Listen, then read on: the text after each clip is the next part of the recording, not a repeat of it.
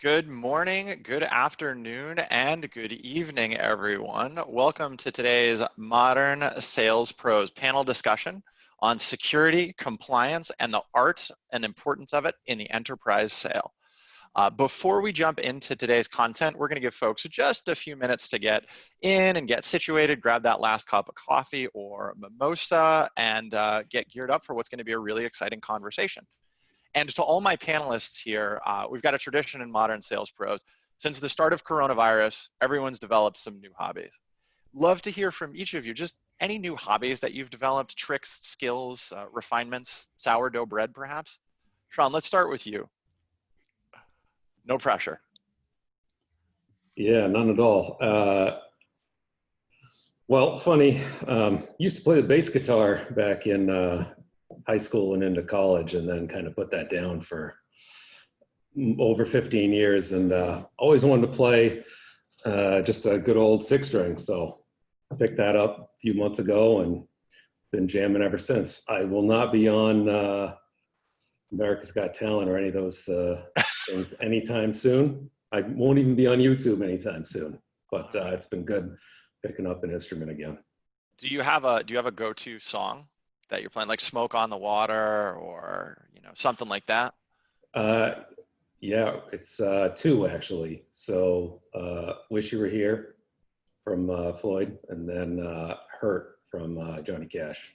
Oh, very nice, very nice. Good. That's a good spectrum right there. Christina, how about you? Coming up with names for guard animals. We've already talked about that, but what else? We have. I went down the YouTube rabbit hole into 1980s and 1990s women's gymnastics. So if anyone wants to talk about Simona Amenar, Tatiana Gutsu, Gina Goshen, I'd love to. I can tell you all sorts of useless facts, both about the gymnastics. And I was also never a gymnast, which just makes this even better. Or, the like geopolitical ramifications of the fall of the Soviet Union and the coaches coming to the US, and now the US's dominance in the sport. Anyway, I'm now very knowledgeable about it all. That's a good set of trivia to have. Certainly that's a great one to have. Like, it's 1980s gymnast. Oh, Christina. Yeah, I will be all over that bar trivia night. Oh, that's phenomenal. And then last but certainly not least, Vika, any new talent skills you picked up along the way? Not necessarily new, but similar to Sean, picking up some old skills because I've spent more time in the kitchen in the last 4 months than I had in the last few years. Obviously being on the road, commuting, all of that good stuff that's no longer applicable in this new world. So just getting my chops back in the kitchen, which has been super fun. Excellent. That's phenomenal. And that's a common one that we hear too. It's a great time to really refine some of the cooking skills. Yeah, and it's very different this time. Oh, sorry. I was going to say go just a little different this time around because I've got two helpers, which actually creates more work than not, because my two daughters like to help out. They're 11 and 7, so it just creates more work than when you're flying solo. So it just adds a new spin to it. Good. Well, and it's also, you're teaching them, that's going to serve you well. I feel like that's a deposit you're making now for not too long from now. And it's like, oh, what does dad want for dinner? We're going to take care of that for him. Yeah, there's the selfish motivation behind it. Excellent. All right, gang. Well, we've got a quorum here, so let's actually just jump into it. Before we get started here, just a few words about Modern Sales Pros. Modern Sales Pros is the world's largest community for revenue leaders in sales management, sales and revenue operations, and the related and supporting disciplines. We have about 18,500 members and growing, and we seek to create an environment for our members where they can answer the questions they'd otherwise struggle to solve on their own. We do that through bringing together amazing panels like what we've got here today, through our robust online discussion. And the great part about it is we've got representation from over 5,000 organizations. So when you ask a question of the community, you're not just getting one or two perspectives, you're getting perspectives from all across these amazing organizations. For those of you who aren't members, you'll be invited to join shortly after our session today. And today's content wouldn't be possible without the sponsorship of the team at Vanta. Christina, do you want to say a few words about Vanta? Absolutely. So right now, Vanta's a security and compliance company. Right now we focus on SOC 2. So excited to talk about that today. And the importance of it, whether or not you use Vanta to automate big parts of it. That's great, and we're excited to touch on this topic too, because everyone in the business is pushing up market and going into the enterprise. So let's do some quick background on our panelists. Christina, we'll start with you. Yeah, so CEO and co-founder of Vanta, started the company about 3 years ago after seeing the pain of a SOC 2 at Dropbox. Prior to Vanta, I was the PM of Dropbox Paper, just kind of a standalone new product. And at the time, actually, SOC 2 was so onerous, we didn't go through it, and then just kind of lost the opportunity to access all of Dropbox's customer base and like the huge market that is. So that's sort of kind of what drove me to start Vanta. That's great. Sean? Yeah, Sean Masters, Senior Manager of Global Revenue Strategy and Sales Ops at Zerto, which is a business continuity disaster recovery company. Been with Zerto for about 8 years, and actually, when the question even first came up many years ago of, hey, who wants to answer this giant packet of questions from this 3-letter agency with the US government, everybody looked around and was like, has anybody ever done one of these? And I'm like, oh God, okay, yeah, I'll take it. Because that, kind of goes back to 17 previous years in a variety of IT roles where security was kind of table stakes for everything I did. So. Awesome. Excited to have you here, Sean, and then certainly Vikas as well. Sure. Vikas Bhambri, Head of Sales and Customer Experience here at Kustomer. Spent most of my life in enterprise sales, so at companies like Oracle, LivePerson, 8x8, so selling to financial services, healthcare, telco, retail, where anything security related is a requirement. And similar to Sean, I have personal pain, having previously worn the hat of a sales engineer. Spent many a late night actually filling in security questionnaires. So a lot of personal experience. And at Kustomer, we've gone through the growth as, we're now 3 years in market of really scaling into the enterprise where, SOC 2 and other compliance requirements are a must-have if you want to play. I think this is phenomenal perspectives across the panel. And then just Richard Scrow, General Manager at Modern Sales Pros, also a former sales engineer, so spent a lot of time doing those security questionnaires as well. Just 2 housekeeping notes before we jump into our programming today. First, the recording will be made available after the fact. It takes Zoom about 24 hours to process, but that'll be shared with everybody. Second, please do use the question and answer panel. That helps us keep the flow of the panel going really well. If you ask a phenomenal question, we may want to follow up with you afterwards. By doing that in the question and answer panel, it makes it a little bit easier for all of us. So with that, let's jump into this a little bit. So is it actually important, right? Is security important? And if I'm not selling to the enterprise, should I even care about this? And let's start with you, Christina, on this. Yeah, for sure. So one of the kind of, I'm obviously biased with Vanta, but I kind of chose to be biased in that way. Like one of the kind of founding hypotheses of the company was that data security is just increasingly important. It's more important today than it was 2, 5, 10 years ago. And it'll be more important in the future, in 2, 5, 10 years. And the thinking around that is just like, this is just a really big macro trend for the industry. Where 10 years ago, everyone was really excited to try out a new web app or a new Facebook thing. And now when we hear about that, it's like, well, what do you need my information for? Are you going to leak it on the internet? Like, you're going to do a bad thing. Like, why should I even give you my email address? And that shift, is kind of unfortunate as it is for kind of folks who build software on the internet, I think is going to be quite hard to turn around. And I think the way to turn it around is saying, yes, security is really important. It's important to have, and it's important to demonstrate, especially in a sales process. As you kind of think through, well, how can I give a buyer or a prospect enough confidence to, give me their data and know that I won't leak it on the internet, that I'm going to be a good steward of their customer data. So I think it's just super important. And then on the SOC 2 piece in particular, again, Vanta's focused on SOC 2s, but that was kind of a conscious choice. And the choice there, when we were sitting down to found the company, was that SOC 2 is just sort of the de facto standard here, the first standard. It's sort of like, do you remember applying to college? You can think of it as a common application. It's sort of the first thing where you can go and say, hey, I had a rigorous third party come in and look at my practices, and they think I'm secure and compliant. And so you, prospect, should probably also think that and kind of believe in my stewardship of your customer data. Yeah, I think that's a phenomenal point. I think you addressed Christina's question there of why SOC 2 versus maybe some of the others.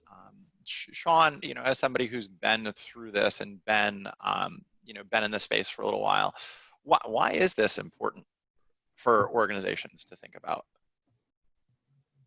I think I look at it kind of from both ends, having been on the practitioner side of the table in IT and IT security, and then selling into organizations. For me, on the practitioner end, the biggest thing was always, quite frankly, I have enough stuff to worry about that, if the three big pillars of anyone I ever reported into, so I have a history of reporting to like the CFO or the CEO, because I've only ever worked at startups in IT. And it's like, okay, well, the only things we're looking at are like, how can we increase revenue? How can we reduce our costs? And how can we reduce our risk? And I don't have time to do all three, frankly, on the practitioner side. So security to me became just, super important as a standard of saying, I have way too many other things to do in terms of helping the company increase revenue through technology or getting us greater access to more customers through technology, that just everything from the outset has to be, super secure, right? And then the companies that I've worked with have always had business customers, so I've always been in B2B, and it's like, well, if I feel this way, everybody else must feel this way too, and I don't want to kind of, we'll say, inflict some of the things Christina had mentioned, like a breach or a data loss, or basically that level of risk on any of our customers. So just for me, always been super important in that regard. And then I know it says on the screen, like, why should I care if I'm not selling to the enterprise today? Coming from that in my background, although I said folks were kind of looking around the room and I was like, yeah, I guess I'll do it.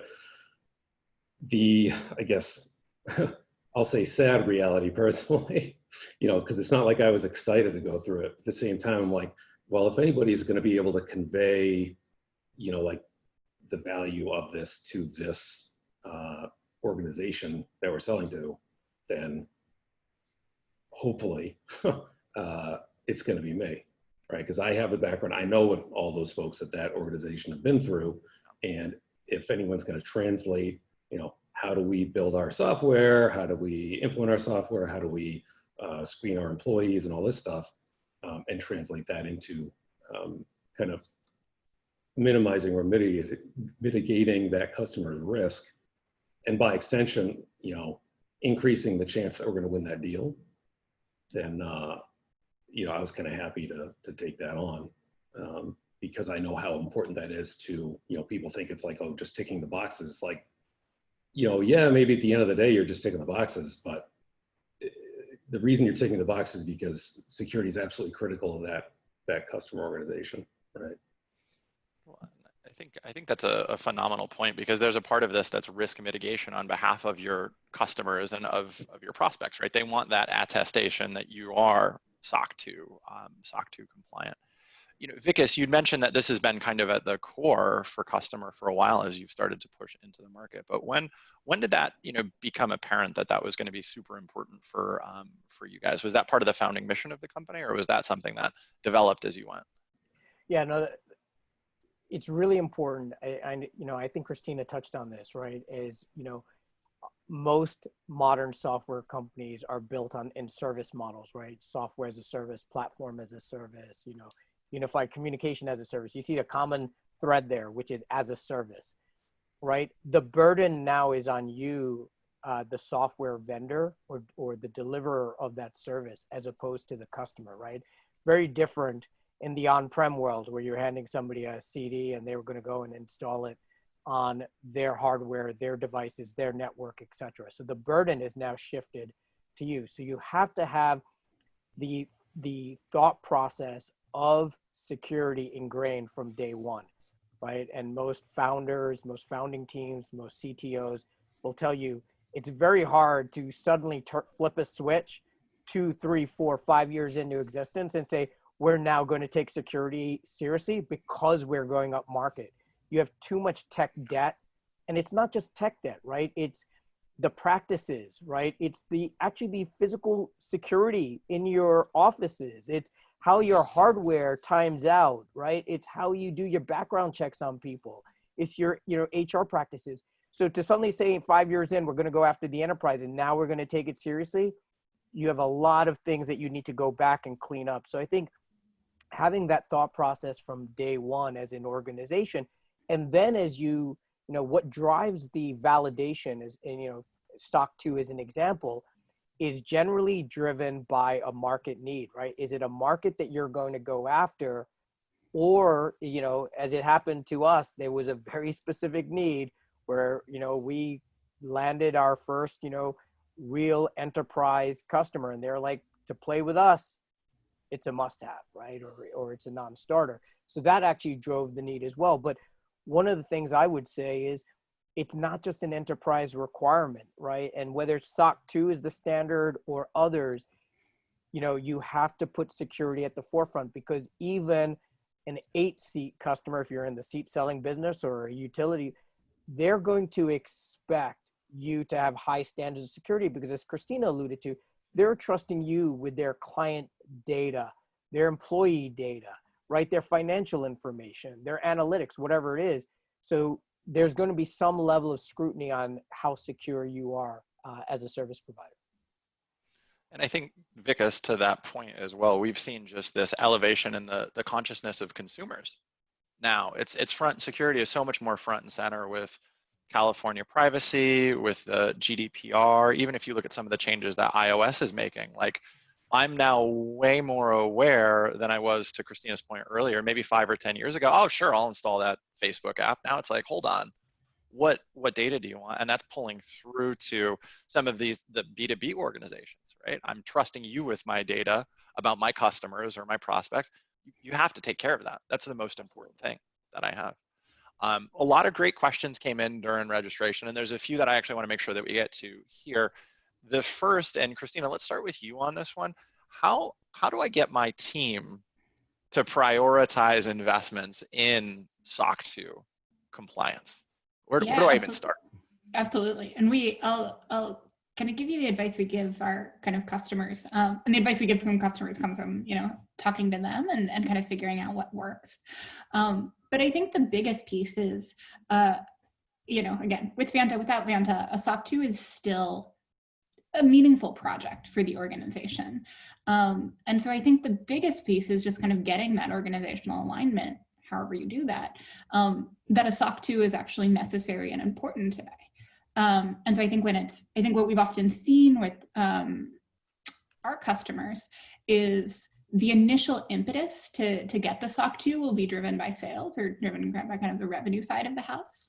And I think especially in maybe engineering-centric organizations, some of the more effective pitches are kind of grounded in data, where the sales leader can kind of go to the executive and say, hey, here's how much pipeline is being stalled by security review and questionnaires, or here's the deals we've lost, and here's a dollar value on that, right? And here's this meaningful organizational thing that if we had this SOC 2, I can credibly say would, be greatly diminished, if not disappear. So what we've often seen is, again, especially in kind of engineering-led organizations, those sort of data-driven arguments coming from the revenue side, rooted in what the salespeople are seeing, day to day on the ground in their Zooms, is just really helpful for the initial prioritization. Because then it, becomes okay, well, we can spend, a few tens of thousands of dollars and some, engineering and organizational time and get a SOC 2, but look, this unlocks hundreds of thousands of dollars of pipeline. These are the sort of trades as an organization you sort of want to make all day long. So I think kind of as sales leaders and revenue leaders, you kind of have the great opportunity to be a champion there and present an argument where the business case is just so clear, and that quite helps. And And then I think it's a matter of, once it's kind of macro prioritized and folks are aligned on that, working with engineering to, one thing we try to do, which I do very much believe in, is sort of recast SOC 2 and compliance certifications as ways to actually bolster the company's security. So versus kind of checklists and like, we'll write a bunch of documents that no one will ever read and like there's a bunch of nonsense going on, right? Like that is one way that one could approach it. But I think the more effective way for the organization, for your customers, and honestly, to get the engineers on board, is to cast it and treat it as, hey, this is our opportunity to like think about what sort of security guarantees we want to make, and then put in place practices and procedures so that we actually meet them. And P.S. engineering, like you've probably wanted to do this for a while, and it's probably been hard to prioritize these like foundational infrastructure improvements versus all the new features that we're also asking for, right? So I think also revenue leaders have this kind of unique opportunity to be able to work with engineering here and kind of cast this project both for customers and in the terms of, hey, this is going to help lay the foundation for other security improvements and, just probably things that are on your backlog that you've wanted to do anyway. Anyway, so that was kind of a bit of an answer, but basically kind of to try to TLDR some of that, starting with the customer need, starting with the data you have on blocked or slowed or kind of punted sales deals or prospects there, using that to make a compelling business case, and then kind of working with engineering and casting the project and treating the project as something that, they can get on board with as well. I think that's a great point. It's really hard to take the opposite side of that argument too. Like, no, I don't want more business coming in, and no, I actually don't want security at my company. I love that framing. I think that's phenomenal. No, I think the key thing is building that, ROI, right? If you're talking to your executive team, if you're a revenue leader talking to your peer or your CTO, is, what are you going to get back for this investment, right? At the end of the day, why do we build features? Why do we do things? It's not just because it's cool, right? It's to generate revenue for the company. And so I think that's the key thing, is making sure they understand that. But the other thing that I think a lot of people don't realize, and maybe Christina, you can touch on this, is this isn't something that happens overnight. You can't just flip a switch and suddenly you're SOC 2 compliant, right? I mean, as Christina alluded to, there's an intensive effort. And, we're talking about SOC 2 type 1, type 2, which, and so I think that's another thing where you also have to have a little bit of that discussion as a leadership team of what is the type of company we want to be. Like, it's not just about who do we sell to today, but who do we sell to 6 months, a year from now? Because I think that also has to factor into the investment, because it's not just flipping a switch.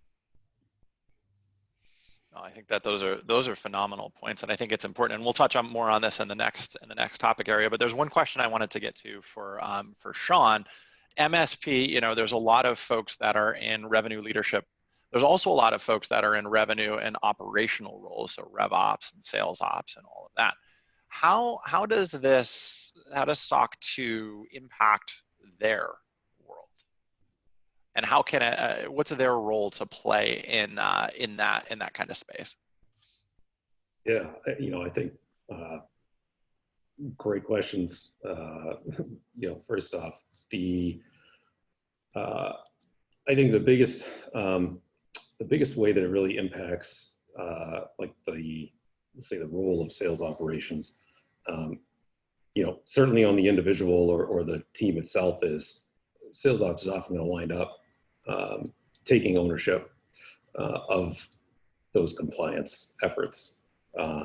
Really, whether they like it or not, but I look at it in a good way of sales ops is really at the intersection of certainly the sales front end, but the back office, often product and marketing and finance and other groups, right? And kind of tying that all together. So typically, we're really the best positioned, if anything, to handle that in the first place. I think one of the other impacts, and I hate to use the same word in a phrase again, but is actually the impact that sales operations can then bring back to the sales team.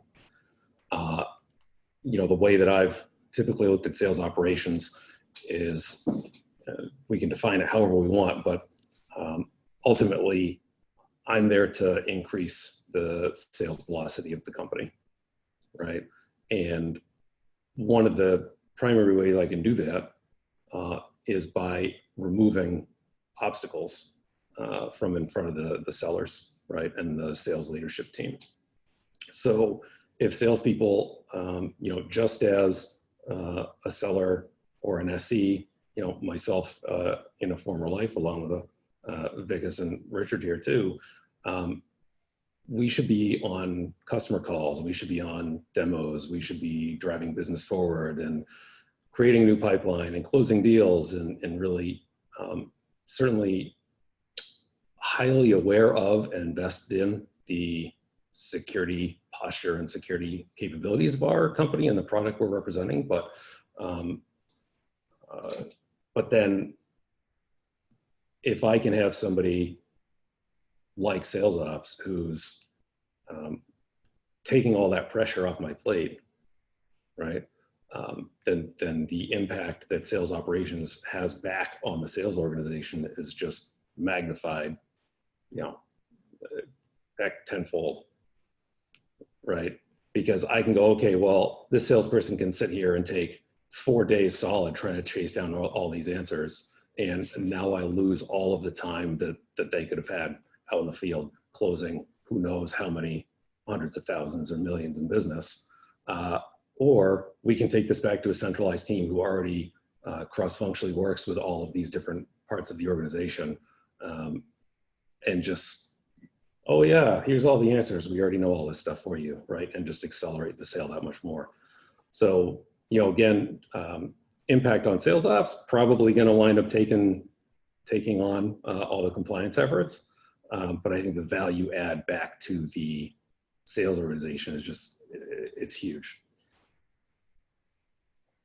Yeah, I think the only thing I would add there, and Sean nailed it, was, really simple, I think, for sales ops enablement to make this really simple for AEs and SEs, right? And slightly different talk track for each, because I think a lot of times when you hear terms like GDPR, HIPAA, SOC 2, everybody's eyes just go, I have no idea what you're talking about, right?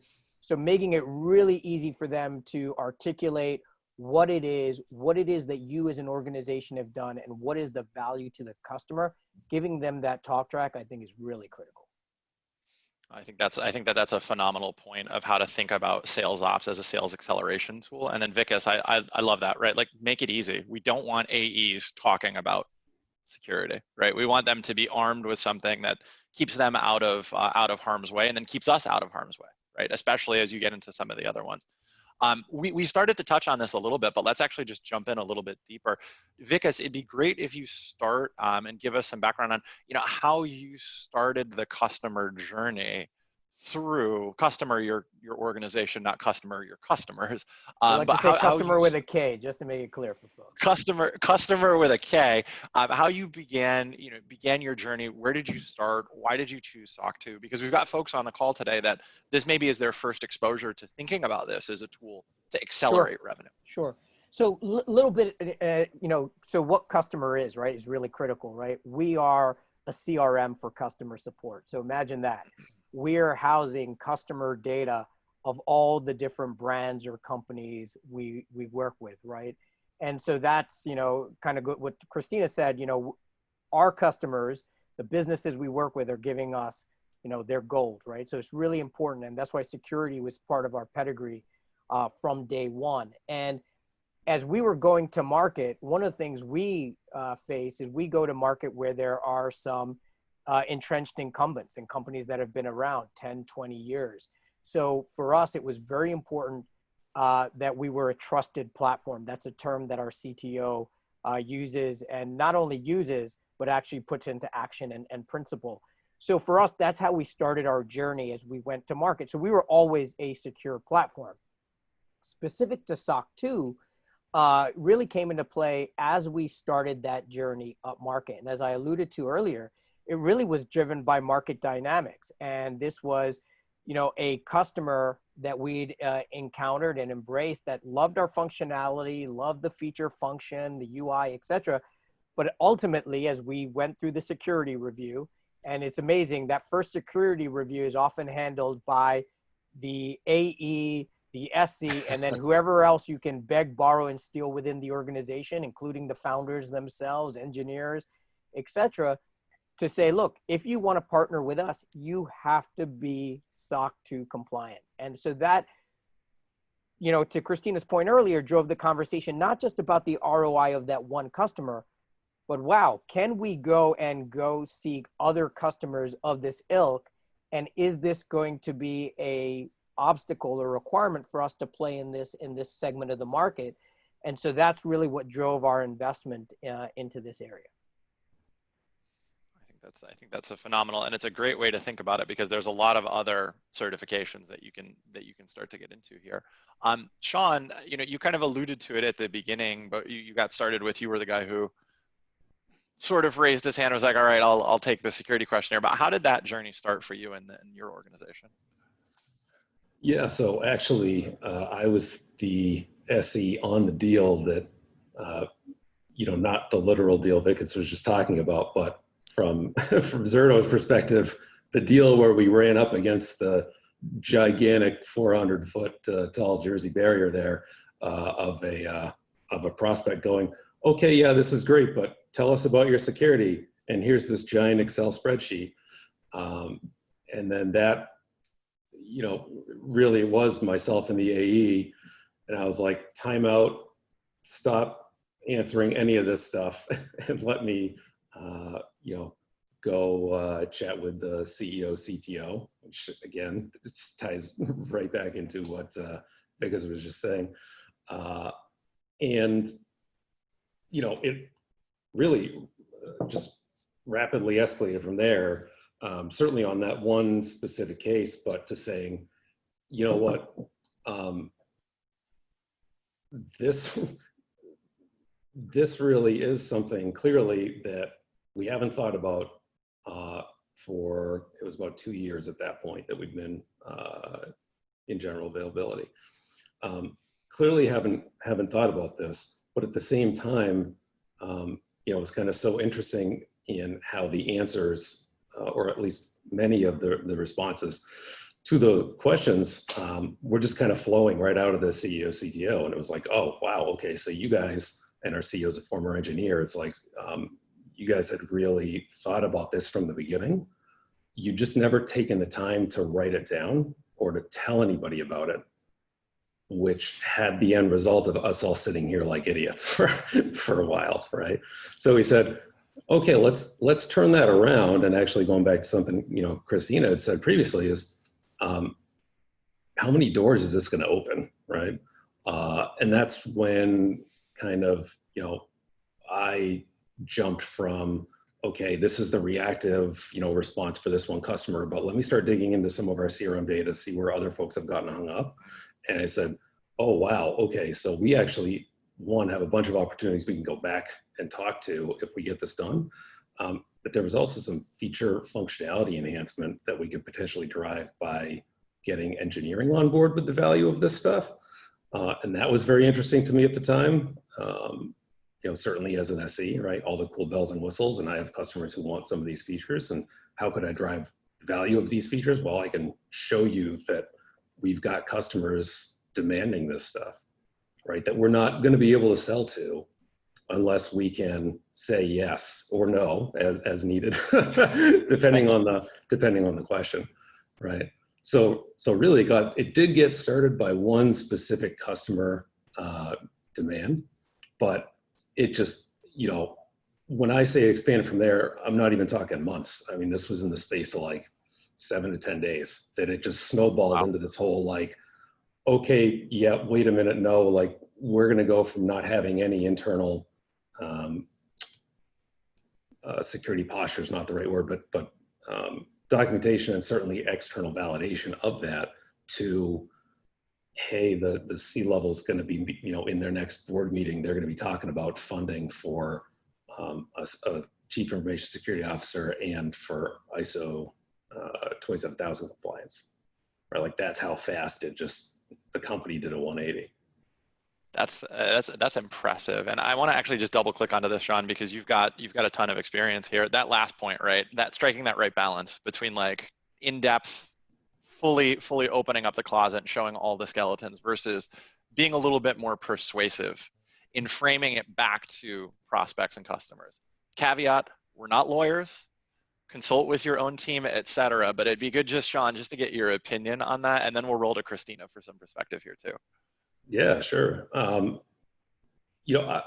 had, and I think I can give, the actual example of it too, but before that, just, kind of how we look at it today, right? So sales ops at Zerto does, as I said, we do own this process and handling the responses back to both our field teams and to our partners and customers when these questionnaires and certifications and so on come up. We are extremely literal when it comes to any of the technical bits. So somebody goes, how does X do Y? Well, here, like we just give you the answer, right? We don't do any storytelling, persuasive writing, whatever. We also, unlike me right now, we don't over-explain, right? So we give the exact, I'll say minimum amount of information required to answer the technical question. Part of that is, in that balance of selling is because what we don't want to do is get mired in those technical details, perhaps through like another round of questions from a particularly zealous security team, for example, right? So we just want to answer exactly what they've given us and go from there. And then on, some of the, we'll say the less technical, more about how is your, what are your employee policies like? How do your background checks work and your hiring practices? And what do you have for physical security measures in the offices and so on? That's when, we'll do kind of a combination of things at times. First, it's really around localization. So like if we're talking about hiring practices or responding to something about hiring practices and background checks and so on, one, we're going to be careful to look at, okay, well, where is this customer asking from? And also where else do they operate? Like, are they a global company or a US company or a European company or a specific European country that has certain regulations? And we try to, instead of being a strict bits and bytes response, we try to give it the color that it deserves based on, the customer and their position in the marketplace and their own posture. Because those are typically the areas you can use persuasive writing and be a little more salesy versus, you're not going to win on the technical front by being cute, right? You just, here's the facts, move on, at least from what we found. I will note one other thing actually, because Richard, you had said, we as in the panelists, we're not lawyers, consult with your attorney. So we actually did that very early on, and we still do that today. In terms of, we have internal counsel on staff, and anything that just haven't seen this question before, and it just seems like it could be a risk area. We just go, sometimes even before we take that to engineering, we might take that to legal and go, hey, do we even want to respond in the first place, or do we need to use a technical or legal exit strategy on that one entry instead, right? Which, by the way, a lot of times in these compliance efforts, like that works because so much of compliance is just, do you even have something documented on this or not, right? Like the customer just wants to know that you have an answer, not necessarily that they like the answer sometimes. So sometimes you can get away with that, but that's the balance of selling. I think that's a great actually transition to Christina, who's seen this at bunches of organizations and felt that pain firsthand. Like where can our audience kind of get started thinking about this? Right. Well, I think so. Kind of, I think we've all kind of covered this well, but like initially, kind of best or often setting a project up like or like this up for success means starting with prospects or customers. But then I think kind of to the second bullet and some of the questions I've seen it come in, it's okay, I need some sort of compliance, but how do I kind of differentiate between the alphabet soup of SOC 2 or HIPAA or ISO or FedRAMP or like whatever else is in the soup pot. And I mean, the advice we give customers was the same. Again, it was like kind of our product development advice 3 years ago, which was, well, just ask your prospects, right? And so I think when you're a sales leader, it's, oh, we need compliance, prospect, like, what do you want to see, right? And somehow having that conversation. Again, in the Vanta story 3 years back, it was going to technical and revenue leaders at startups and saying, well, what are you getting asked for? And, you know, at some level we heard, you know, kind of all the ingredients in the soup, but the reason we started with SOC 2 is because that's, you know, 80% of what people told us they needed. And so that's kind of why Vanta is focused on SOC 2. And then sort of using kind of a similar methodology, right? When we talk to prospects, we encourage them to get clear with their prospects. You know, what are you looking for? Is it SOC 2? Is it something else? What would suffice? And again, generally the answer does come back in SOC 2, but kind of the best sort of way to sort of decide, I think, which certification first is really ask your customers or ask your prospects what they want to see.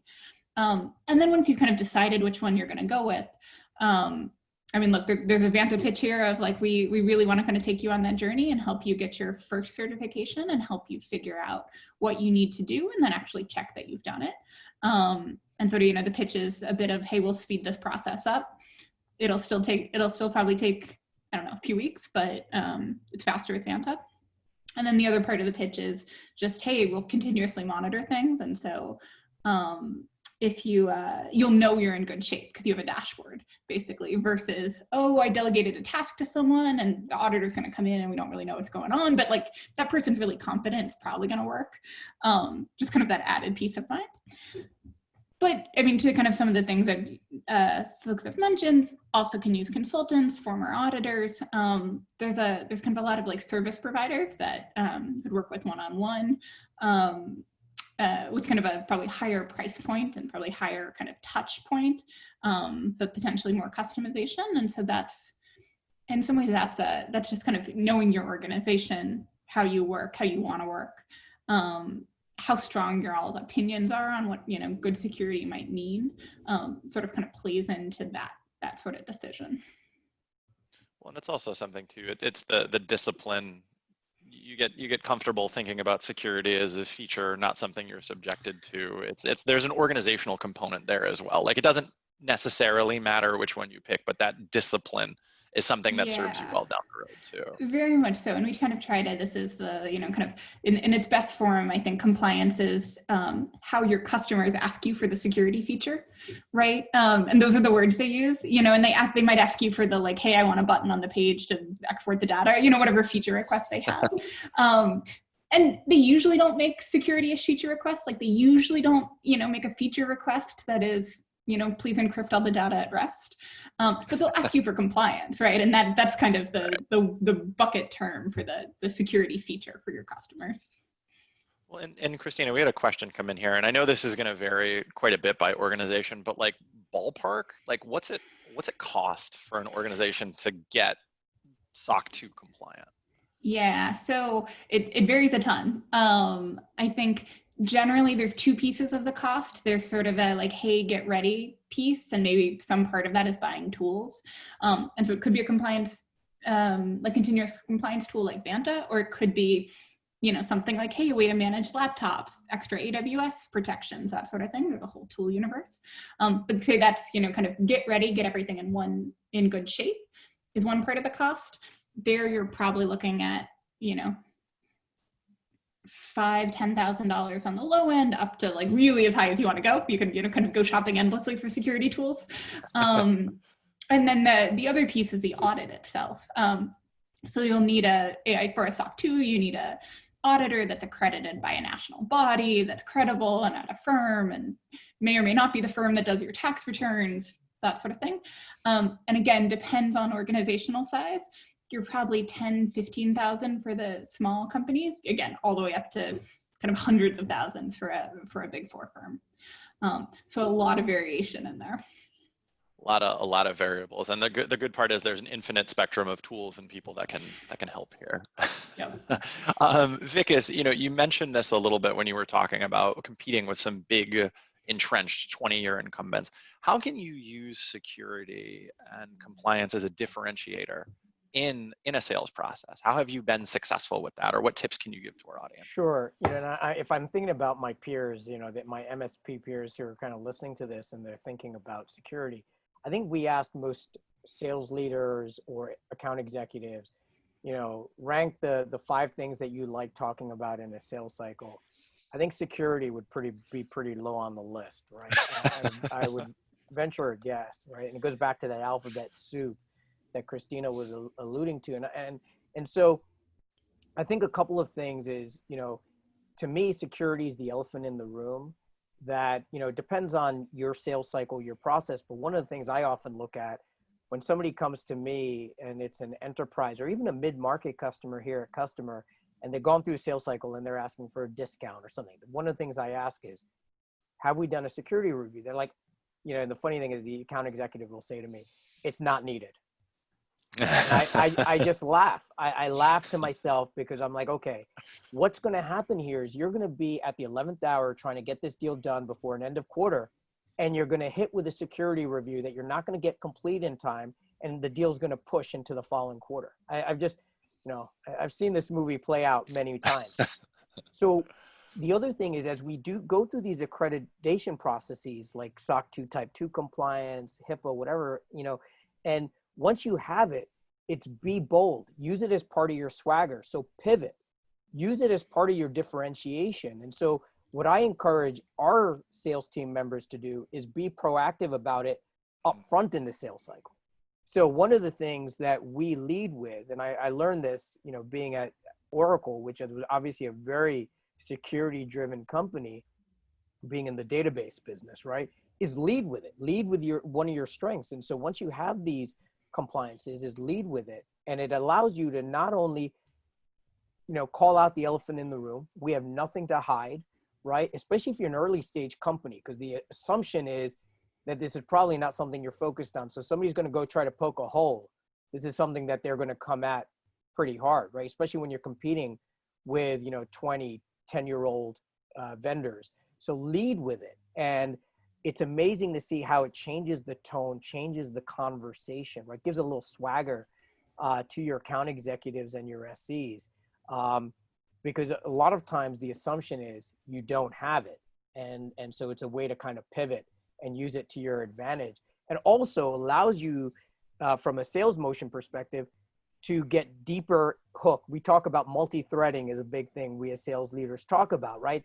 Now you're not just talking to the business buyer, you're talking to somebody in IT, you're talking to a security officer, et cetera.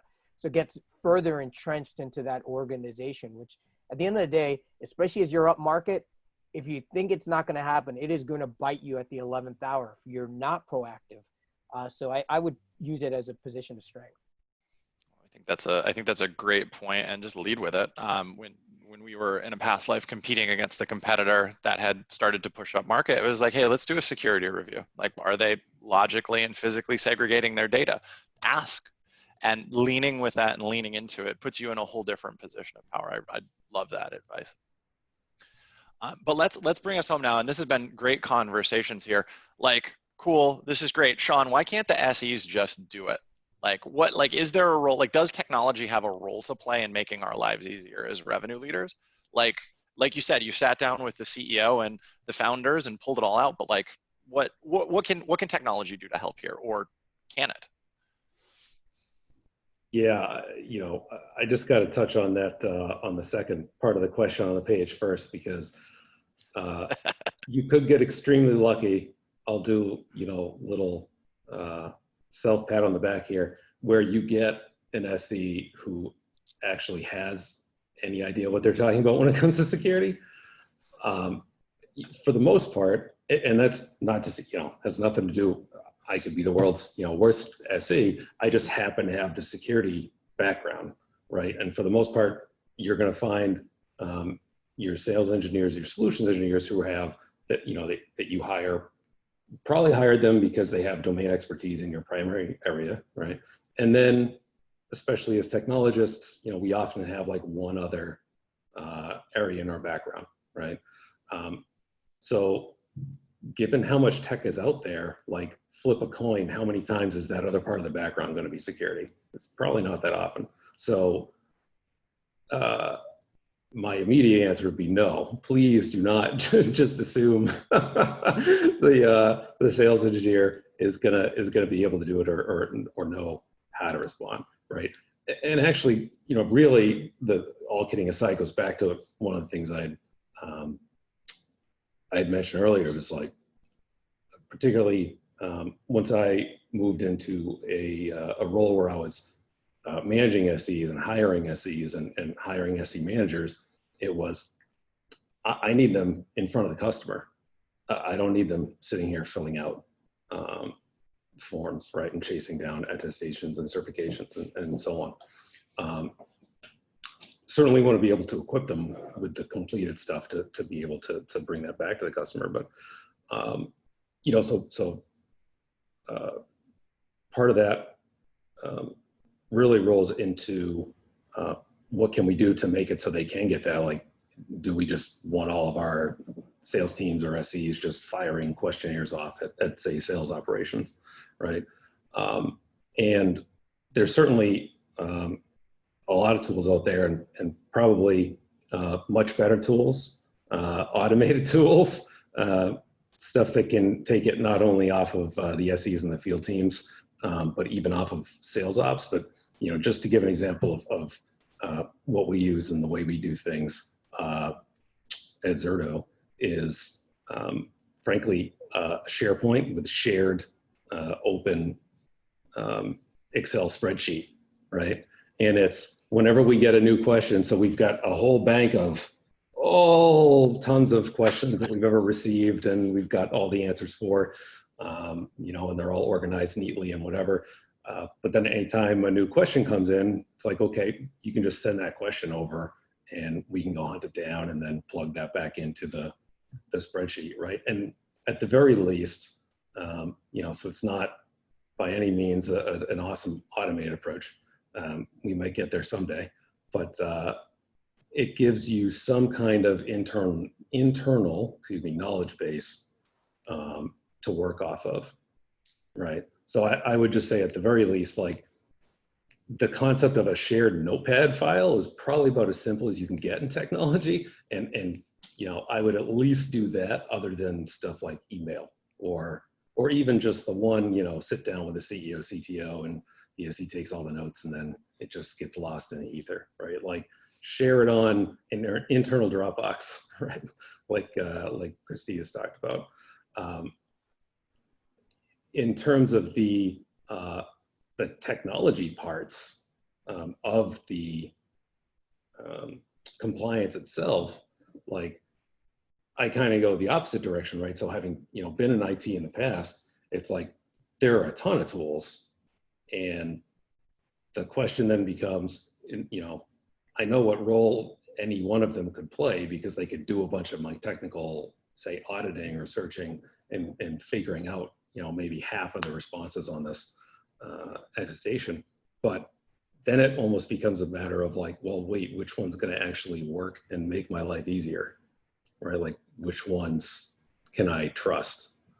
And now it becomes a whole sales cycle in and of itself, and right, having to hunt down kind of the benefits and the fit of that different technology. And they're usually very point, like, it won't even be something about like, hey, this is for SOC 2, or hey, this is for ISO, hey, this for, it'll be like, hey, here's this one thing that, you know, you can use this one tool to, like, I don't know, cover all the firewall, the network requirements of your solution, and that's it. And now you got to go find 10 other tools for all the other pieces. So it's kind of like what Christina was saying before, right? There's this infinite space of tools that you can lean on here. And Vikas, I know you've been through this rodeo a few times, eating the alphabet soup, as it were. What's the role of tech and all of this? And you know, how long do we want to do unscalable things for, making people Yeah, do a no, shitload of I work think and all planning? I think the key thing here is this is not an area for artistic liberty. This is this is serious because not only do you have to be transparent with your customers, but there's liability on your company, right? I mean, this is an area that anything that you say to the customer of how you are handling their data, their network, etc., has ramifications. And so I think this is not an area that I would want an AE or an SC to to tweak the message per se, right? This is something where using technology, whether simplistic as cutting pasting out of an Excel spreadsheet or whatever it might be, or an actual audit report, I want it to be more a fact of the matter, and I think that's extremely critical. So yeah, this is an area where technology can certainly help to make sure that the answers, the way you portray your security practices are clearly defined and frankly transparent with your customers. I think that's great. And finally, Christina, I know you've probably got just a little bit of a strong opinion on the role technology can play in this, but really, how can technology help make our lives easier in sort of this compliance space? Yeah, for sure. I mean, again, some of the origin story of Vanta was sort of learning about what the process to get a new product SOC 2 compliant and like a very tech forward, strong engineering culture, and realizing it's coming down to Jira tickets and spreadsheets and shared folders. And I think and also just kind of looking at that as a product manager and engineer and being like, I could build you something for this. Like, this is, like there's product design research and there's workflow and there's nuance, but like, we figured out how to build software like this. Kind of why hasn't anyone here? And so kind of to that fold, I think there's kind of two places in particular where technology can be super helpful. One is in sort of this workflow management, or just there's a SOC 2, and we've all kind of touched on this, is a organization-wide process often. And so that's just like coordinating between people and keeping track of tasks and keeping track of to-dos across folks that often have deadlines, right? You don't want to be in a state where the auditor's coming in tomorrow and you've got a third of the stuff done and everyone's, scrambling the night before. So that's sort of, again, kind of project tracking, project management piece. And I think the other one is monitoring and making sure you're actually doing what you say, right? And so, there's different ways to kind of figure out what you want to do, but again, hypothetical example, let's just say your organization decides that, hey, we're going to encrypt all of our databases and we're going to, commit this to our customers and commit this through our compliance audit. Well, you can have the engineer flip the switch on the databases, and it's not quite that easy, but, it's on that order. But then, what about new databases? What about the intern project? What about stuff that changes, all of that? And just kind of having the confidence and the peace of mind that, again, it's not just, everything's not in place the day you set it up, but it's in place 90, 180, 360, whatever, 1,000 days later. And again, that kind of monitoring of configuration is just something that, there's lots of companies that do this in various ways. We've figured out how to build technology for, alert the appropriate people when things are off. Like, there's just kind of a tremendous time savings here that I think technology can play the super powerful role in. It feels like it's an area where, having gone through it manually, there's just got to be a better way. We are actually almost at time, so we're going to just go rapid fire key takeaways here before we wrap. Sean, just tweet length. What's one thing people should take away from our session today you want them to remember and go home with? I won't do it justice, but it's something that Vika's actually had just said, is that there are real tangible impacts to getting this stuff right. But that also means there's real tangible impacts to getting this stuff wrong. And yeah, that's just key takeaway for me. It kind of hits me. Sometimes I'm running through these things and, I'm not mucking them up at all, but it's just, every once in a while I make it a sales rep who's maybe putting the pressure on. I really got to get this back to the customer. But that's great, but there's a real tangible impact of me making sure this is 100% accurate for you. So I think that's a great, that's my key great takeaway. point. Vikas, tweet length, what's one key takeaway Sure. we want from folks here today? You know, look, my message to my, you know, peers and folks out there, security is a must-have. It's not a nice-to-have. And, you know, once you have it, then you know, just lean in and lead with it. So that would be my message to folks. Awesome. Christina? Yeah, kind of building off of that, security is a must-have, and these compliance certifications might be easier for your organization than you think. That's not to say they're going to be super easy per se, but I do think, again, tools, Vanta's one of them, but just whatever it is, I think it might, you know, be worth the investigation sooner than you think about, hey, if we're seeing this come up as a sales blocker, we might actually be able to do something about it as an organization this year, not in 2021, not in the future, but now.